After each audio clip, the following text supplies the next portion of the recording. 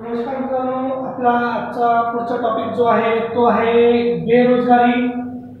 या टॉपिक मध्ये आपल्याला बेरोजगारी म्हणजे काय, बेरोजगारीच्या प्रमुख जे प्रकार आहेत, जे पेपरला सर्वात जास्त विचारले जातात त्यांचा आपल्याला अभ्यास करायचा आहे आणि थोड्याफार ज्या लहान मोठ्या संकल्पना आहेत त्यांना आपल्याला पाहायचं आहे। तर नेमकं बेरोजगार कोणाला म्हणायचं? बेरोजगार म्हणजे कोण? तर 15 ते 59 वयोगटातील व्यक्ती की जे काम करण्यासाठी तयार आहेत, काम करायला तयार आहेत, काम करायची इच्छा पण आहे, परंतु त्यांना काम करण्याची तयारी असून, इच्छा असून रोजगार मिळत नाही, त्यांना बेरोजगार असं संबोधल्या जाते। मग हा जो बेरोजगार संबोधला तो याच्यामध्ये जर आपण बघितलं तर NSSO जे आहे, NSSO मार्फत दर 5 वर्षांनी एक अहवाल प्रसिद्ध केला जातो आणि त्यामध्ये बेरोजगारीचा नेमका दर कसा आहे हा ठरवला जात असतो। तर ह्या NSSO मार्फत जो दर मोजला जातो, जो सूचकांक काढला जातो, त्यामध्ये आपण म्हणू शकतो की नेमका मुख्य कामगार कोण? मुख्य कामगार म्हणजे असा व्यक्ती, असा कामगार की ज्या कामगाराला 180 दिवसापेक्षा जास्त रोजगार मिळतो त्याला आपण प्रमुख मुख्य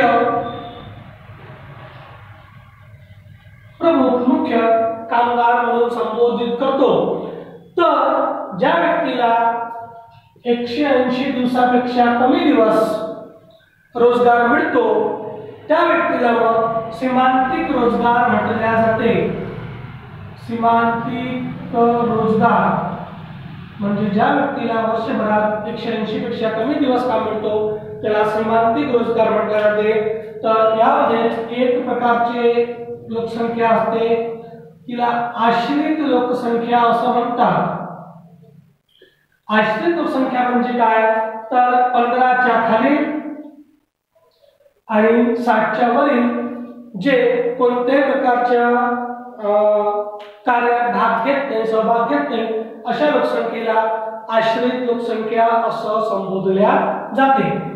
मुख्य कामगार, सीमांतिक कामगार आणि आश्रित कामगार म्हणजे आपल्याला लोकसंख्या कामगार नाही म्हणते त्याला, आश्रित लोकसंख्या। ठीक आहे। तर मग NSSO मार्फत या संबंधी आणखी एक संकल्पना मांडण्यात गेली आहे जी मागच्या पेपरला 1 ते 2 वेळा विचारल्या गेली आहे। तर बेरोजगारी जी मोजल्या जाते भारतामध्ये NSSO मार्फत, ती बेरोजगारी मोजताना पुढील 3 घटकांचा विचार केला जातो। एक पहिला विचार केला जातो तो म्हणजे वर्षात 183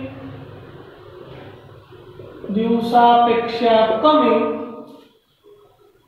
रोजगार मिळवणारा व्यक्ती, 183 दिवसापेक्षा कमी ज्या व्यक्तीला रोजगार मिळतो तो व्यक्ती, हे मोजत असताना मात्र त्याची काम करण्याची इच्छा आहे पण त्याला रोजगार नाही मिळाला, हे सुद्धा पॉइंट आउट करणं महत्त्वाचं आहे। 180 दिवसापेक्षा 83 दिवसापेक्षा कमी त्याला रोजगार भेटत आहे तो। दुसरा, वर्तमान सप्ताह अशा प्रकारचा प्रश्न ॲज इट इज येतो। वर्तमान सप्ताह म्हणजे एका जो विशिष्ट आठवडा आहे, चालू आठवडा आहे, त्या चालू आठवड्यामध्ये त्या व्यक्तीला एकही दिवस काम न मिळणे, काम न मिळणे, चालू वर्षात एकही दिवस काम न मिळणे हा दुसरा प्रकार। पहिला बघितला आपण, पुढील 3 घटकांचा अभ्यास केला तो पहिला घटक कोणता? वर्तमान 183 दिवसापेक्षा कमी कालावधीत त्याला रोजगार मिळत असेल असा व्यक्ती। दुसरं, वर्तमान साप्ताहिक काळात एकही दिवस त्याला काम न मिळालेला व्यक्ती। आता दिवस म्हणजे त्याच्यामध्ये तास सुद्धा मोजला जाईल, एकही तास त्याला काम न मिळालेल्या व्यक्ती. आणि तिसरा पॉइंट आहे वर्तमान दैनिक स्थितीत 4 पेक्षा वर्तमान दैनिक स्थितीत 4 पेक्षा कमी तास काम मिळवलेला व्यक्ती. 183 दिवस पेक्षा कमी वर्तमान सप्ताह एकही दिवस काम न मिळणे, एकही तास काम न मिळणे, वर्तमान दैनिक स्थितीत 4 पेक्षा कमी तास काम मिळणे. या दरावर NSSO हे देशामध्ये जो दर आहे तो दर ठरवत असतात. या आधारावर देशामध्ये बेरोजगारी ही मोजल्या जाते. तर नेमकं बेरोजगारी ही जी मोजल्या जाते यामध्ये आणखी एक महत्त्वपूर्ण घटक येतो, तो म्हणजे श्रमशक्ती. हा प्रश्न एक्झाम मध्ये येऊन दिलेला आहे. श्रमशक्ती म्हणजे काय? तर श्रमशक्ती म्हणजे काम करणारे, जे कोणत्याही प्रकारचं शारीरिक मानसिक कार्य करतात ते काम करणारे. दुसरे म्हणजे आणखी यामध्ये कामाच्या शोधात असणारे, काम करणारे, कामाच्या शोधात असणारे. आणि तिसरे कामासाठी उपलब्ध असणारे. या आधारावर श्रमशक्ती काढली जाते. यांना श्रमशक्ती असं संबोधल्या जाते. श्रमशक्ती म्हणजे काय? काम करणारे. माझ्याकडे बांधकाम सुरू आहे, बांधकाम सुरू असल्यामुळे माझ्या इथे काही मजूर कामावर आहे, काम करणारे, कामाच्या शोधात असणारे. माझ्याकडे काम सुरू आहे, काही लोक आले आणि मला विचारतात सर काम आहे का? कामाच्या शोधामध्ये असणारे. आणि मला मदत पाहिजे आणि मी त्या विशिष्ट चौकामध्ये गेलो, तिथे विचारलं की कोणी मला ती माती उचलायची आहे, कोणी मजूर उपलब्ध आहे का? तर जो तिथे उपलब्ध असेल, कामासाठी उपलब्ध असणारे, हे श्रमशक्तीमध्ये मोजल्या जातात. श्रमशक्तीमध्ये घरातील गृहिणी, विद्यार्थी, वृद्ध व्यक्ती यांचा समावेश हा श्रमशक्तीमध्ये केला जात नाही. बालक यांचा समावेश श्रमशक्तीमध्ये केला जात नाही, म्हणजे ते काम करणारे नसतात, घरकाम करणारे नाही. जर एखादी महिला कुठे भांडे घासायला जात असेल तर ती श्रमिकामध्ये मोडल्या जाईल, काम करणारी आहे. एखादा विद्यार्थी आहे तो फक्त विद्यार्थी दशेमध्ये आहे, म्हणजे तो पूर्णपणे कशा आहे? आश्रित आहे.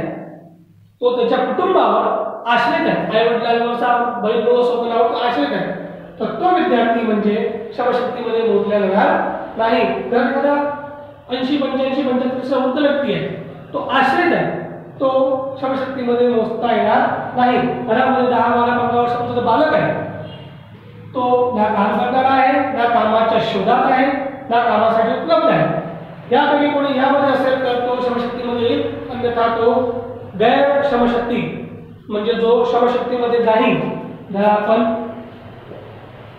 गैर श्रमशक्तीमध्ये मोजू शकतो. यामध्ये भिकारी सुद्धा येतो. भिकारी हा काम करत नाही, कामात शोधात नसतो आणि कामासाठी उपलब्धही नसतो. यांना आपण गैर श्रमशक्ती या नावाने संबोधू. ठीक आहे. श्रमशक्ती काम करणारे, कामात असणारे आणि कामासाठी उपलब्ध असणारे, या खालीलपैकी कोणते योग्य आहे, अयोग्य आहे, अशा प्रकारचा प्रश्न यामध्ये निर्माण होऊ शकतो. तर श्रमशक्ती या आधारे आपण श्रमशक्ती सहभाग दर, श्रमशक्ती सहभाग दर सुद्धा काढू शकतो. श्रमशक्ती सहभाग दर म्हणजे काय? तर श्रमशक्ती भागेला लोकसंख्या गुणेला 100. श्रमशक्ती एकूण लोकसंख्या गुणेला 100 बरोबर श्रमशक्ती सहभाग दर. मात्र हा मोजताना 1000 मागे मोजल्या जातो. श्रमशक्ती सहभाग दर किती आहे हा या आधारे काढतात. श्रमशक्ती कोण? तर हे. गैरश्रम कोण? तर हे. श्रमशक्ती सहभाग दर म्हणजे श्रमशक्ती भागिले लोकसंख्या गुणिले 100 या आधारे श्रमशक्ती दर सहभाग दर हा काढला जातो। तर या पुढचा आपला महत्त्वपूर्ण टॉपिक आहे तो म्हणजे प्रकार। बेरोजगारीचे प्रकार कोणते कोणते आहेत ते आपण बघूया। एक तांत्रिक बेरोजगारी। जर आपण पाहिलं तर नवीन तंत्रज्ञान आल्यामुळे जी बेरोजगारी निर्माण होते त्या बेरोजगारीला तांत्रिक बेरोजगारी असं म्हणतात। तंत्रज्ञानाच्या वापरामुळे जी बेरोजगारी निर्माण होते तिला तांत्रिक बेरोजगारी असं म्हणतात। एखाद्या ठिकाणी जर आपल्याला पूर्वीच्या काळामध्ये जर आपण बघितलं तर जेसीबी नव्हती, गड्डे खोदण्याकरता मजूर कार्य करायचे, ते मजूर कार्य करायचे तेव्हा मजूर जास्त लागायचे आणि आता नवीन टेक्नॉलॉजी आली, जेसीबी मशीन आल्यामुळे तांत्रिक बेरोजगारी निर्माण झालेली आहे। दुसरी संघर्षात्मक बेरोजगारी। संघर्षात्मक किंवा घर्षणात्मक बेरोजगारी। संघर्ष करून घर्षणात्मक बेरोजगारी निर्माण झालेली असते जे आपल्याला पाहायला भेटते। आपण म्हणतो की हा माझा भाऊ आहे, बहीण आहे, हा पूर्वी या कंपनीमध्ये होता, आता त्या कंपनीमध्ये, त्याला ही कंपनी सोडली तर त्या कंपनीमध्ये गेला, या कंपनीपेक्षा त्या कंपनीत पगार जास्त भेटत आहे, या कंपनीपेक्षा त्या कंपनीत सुविधा जास्त भेटत आहे। आपण सुद्धा एमपीएससी मध्ये आपण तशा प्रकारचं म्हणतो की तो एखादा व्यक्ती क्लास 4 लागला, नंतर तो तहसीलदार, न्याय तहसीलदार या मोठ्या पदापर्यंत पोहोचला, तर त्याने काय केलं, संघर्षात्मक घर्षणात्मक बेरोजगारी। म्हणजे एखाद्या कंपनीमध्ये एखाद्या व्यक्तीला 10,000 पगार असेल तर ती कंपनी सोडून तो बेरोजगार राहून दुसरा जॉब शोधत असेल पण त्याला त्यापेक्षा चांगल्या प्रकारचा मिळत असेल तर अशा प्रकारच्या बेरोजगारीला संघर्षात्मक आणि घर्षणात्मक बेरोजगारी म्हटल्या जाते। त्यानंतर जी आहे ती तेजी मंदी मुळे जी बेरोजगारी निर्माण होते म्हणजे उदाहरणार्थ आपण त्याला चक्रीय बेरोजगारी सुद्धा म्हणतो। चक्रीय तेजीमुळे तर बेरोजगारी नाही आहे परंतु मंदीच्या अवस्थेमुळे जी बेरोजगारी निर्माण होते त्या बेरोजगारीला चक्रीय बेरोजगारी असं म्हणतात। सध्या कोरोनाच्या कालखंडामध्ये लॉकडाऊन मध्ये आपण म्हणतोय की लाखो लोकांच्या नोकऱ्या जाणार आहेत आणि मंदी येणार आहे। 1929 सालचा कालखंड अमेरिकेमध्ये येणार आहे। मग अशा वेळेस बेरोजगारीचा दर वाढणार आहे म्हणजे तिथं काय येणार आहे, चक्रीय बेरोजगारी येणार आहे। मंदी आल्यामुळे तिथं बेरोजगारीचं प्रमाण वाढणार आहे। त्यानंतर संरचनात्मक बेरोजगारी। संरचनात्मक बेरोजगारी। संरचनात्मक बेरोजगारी म्हणजे काय तर अकुशलतेमुळे जी बेरोजगारी निर्माण होते त्या बेरोजगारीला संरचनात्मक बेरोजगारी म्हणून संबोधल्या जाते। आता जुनाट पद्धतीचा वापर केल्यामुळे जुनाट तंत्राचा वापर केल्यामुळे शेतामध्ये आपण बघतो की जुनी पद्धत जर वापरली जाते त्या वापर केल्यामुळे जी बेरोजगारी निर्माण होते तिला संरचनात्मक बेरोजगारी म्हटल्या जाते। एखादा व्यक्ती आहे 35-40 वर्षाचा व्यक्ती आहे, अचानकपणे त्याच्या कंपनीमध्ये नवीन तंत्रज्ञानाचा वापर केला, कॉम्प्युटराइज टेक्नॉलॉजी आली, त्या व्यक्तीला कॉम्प्युटर नॉलेज नाही आहे, तो कॉम्प्युटर साक्षर नाही आहे, त्यामुळे तो अकुशल झाला, त्यामुळे त्या व्यक्तीचा जॉब सुद्धा जाऊ शकतो तर त्याला संरचनात्मक बेरोजगारी। अकुशलतेमुळे जी बेरोजगारी निर्माण होते त्याला संरचनात्मक बेरोजगारी असं संबोधल्या जाते। पुढील सुशिक्षित बेरोजगारी, याला पांढरपेशी बेरोजगारी म्हणून सुद्धा संबोधल्या जाते। पांढरपेशी सुशिक्षित म्हणजे आपण सर्व जे कामाच्या शोधात आहेत, काम करायला तयार आहेत, उपलब्ध सुद्धा आहेत परंतु काम मिळत नाही आहे, सुशिक्षित आहे, उच्च शिक्षण आपलं प्राप्त आहे तरी पण आपल्याला रोजगार मिळत नाही आहे, त्याला सुशिक्षित, शैक्षणिक, पांढरपेशी अशा प्रकारची आपण बेरोजगारी संबोधित करत असतो। ती एक प्रकारची खुली बेरोजगारी सुद्धा आहे की खूप सारे सुशिक्षित आहे आणि रोजगार मिळत नाही आहे, त्याला आपण सुशिक्षित बेरोजगारी। या सुशिक्षितचा एक पार्ट आपण कमी पटीची बेरोजगारी सुद्धा म्हणू शकतो। ज्याप्रमाणे आपण खूप वेळा पाहतो की पोलीस भरतीची एक्झाम असते आणि त्यामध्ये इंजिनियर, डॉक्टरेट झालेले, कधी कधी BCA, BBA, MBA झालेले विद्यार्थी सुद्धा पोलीस भरती द्यायला ग्राउंडमध्ये मैदानामध्ये उतरत असतात, सुशिक्षित असतात, परंतु कमी पट्टीची नोकरी, क्लर्कची नोकरी सुद्धा घ्यायला ते तयार असतात. तर अशा बेरोजगारीला कमी पट्टीची बेरोजगारी म्हणजे ॲव्हरेज जास्त आहे आणि कमी पट्टीची रोजगार ते प्राप्त करतात, अशाला कमी पट्टीची बेरोजगारी किंवा सुशिक्षित म्हणूनच आपण एक प्रकार त्यामध्ये त्याला म्हणू शकतो. त्यानंतर याच्यामध्येच पुढचा पाठ म्हणजे हंगामी बेरोजगारी. हंगामी बेरोजगारी आपल्याकडे शेतीच्या विभागामध्ये, ग्रामीण भागामध्ये खूप मोठ्या प्रमाणावर पाहायला मिळते. विशिष्ट हंगामात फक्त रोजगार मिळतो, त्यानंतर मात्र रोजगार उपलब्ध होत नाही. हे मुख्यतः शेतीमध्ये आपण खूप चांगल्या प्रकारे पाहतो. जुलै, ऑगस्ट, सप्टेंबर, ऑक्टोबर या कालावधीमध्ये शेतीचे कामं खूप जास्त असतात. तर यामुळे आपल्याला तिथं रोजगार जास्त मिळतो. पण जसा उन्हाळा लागायला सुरुवात होते तेव्हा आपल्याला रोजगार शेतीमध्ये खूप कमी होतो. पण अशी बेरोजगारी म्हणजे हंगामी बेरोजगारी. दिवाळीच्या कालावधीत पेंटरला मोठ्या प्रमाणावर काम मिळते, परंतु दिवाळी संपल्याबरोबरच एकदम असते बेरोजगार होतात. फक्त हंगामापुरता त्यांचा रोजगार चालतो.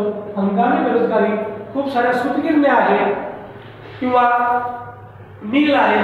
त्या मिलमध्ये जेव्हा कापूस येतो तेव्हा त्यांना ते 4-5 महिने 6 महिने जास्त रोजगार मिळतो. त्यानंतर मात्र रोजगार मिळणं बंद होऊन जाते. त्याला आपण हंगामी बेरोजगारी, केवळ हंगामापुरती जी बेरोजगारी असते तिला हंगामी बेरोजगारी आपण म्हणू शकतो. विशिष्ट कालावधीसाठी जी आपल्याला पाहायला भेटते ती हंगामी. शेतीमध्ये मुख्यतः ही आपल्याला बेरोजगारी पाहायला भेटते. ग्रामीण भागामध्ये जास्त करून पाहायला भेटते. ही ग्रामीण बेरोजगारी आहे. त्यानंतर प्रचंड